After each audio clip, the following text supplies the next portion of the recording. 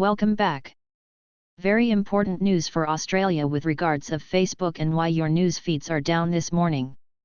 From an article published on IOL this morning. And I quote, "Blank pages and empty news feeds as Facebook news goes dark in Australia." By Reuters. Byron K. Sydney, Australians woke to empty news feeds on their Facebook Inc. pages on Thursday after the social media giant blocked all media content in a surprise and dramatic escalation of a dispute with the government over paying for content.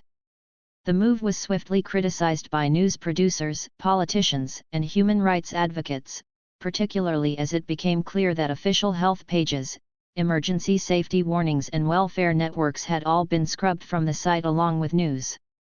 Facebook was wrong. Facebook's actions were unnecessary, they were heavy-handed, and they will damage its reputation here in Australia, Treasurer Josh Frydenberg told a televised news conference. Frydenberg said Facebook chief executive Mark Zuckerberg gave no warning of the news shutdown when the pair spoke over the weekend about looming laws that will force both Facebook and search engine giant Google to pay local publishers for content. The two men had a subsequent conversation on Thursday morning which was constructive, Frydenberg said, adding they discussed what he called differing interpretations about how the new media bargaining code would work. Rupert Murdoch's News Corp was the latest to announce a deal in which it will receive significant payments from Google in return for providing content for the search engine's News Showcase account. Google declined to comment on the Facebook decision on Thursday. The Australian law would require Facebook and Google to reach commercial deals with news outlets whose links drive traffic to their platforms, or be subjected to forced arbitration to agree a price. Facebook said in its statement that the law, which is expected to be passed by Parliament within days, fundamentally misunderstands the relationship between itself and publishers, and it faced a stark choice of attempting to comply or banning news content.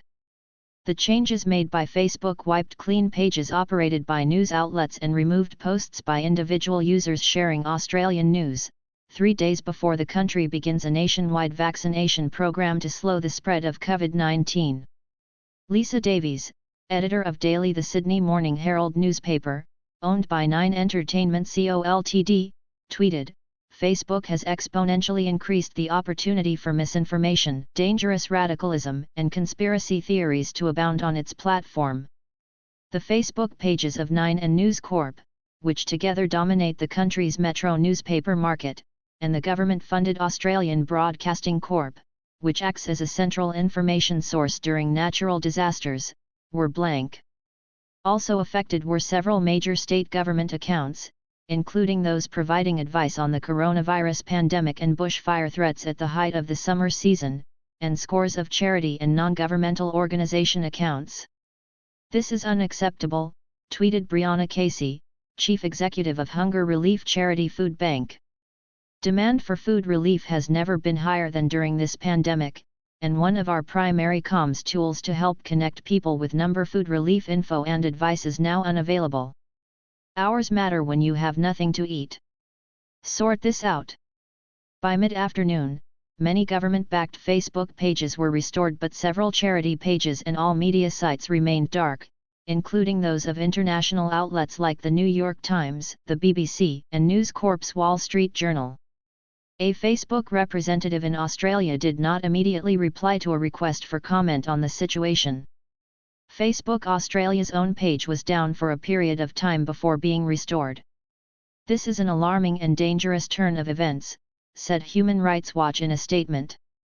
"Cutting off access to vital information to an entire country in the dead of the night is unconscionable."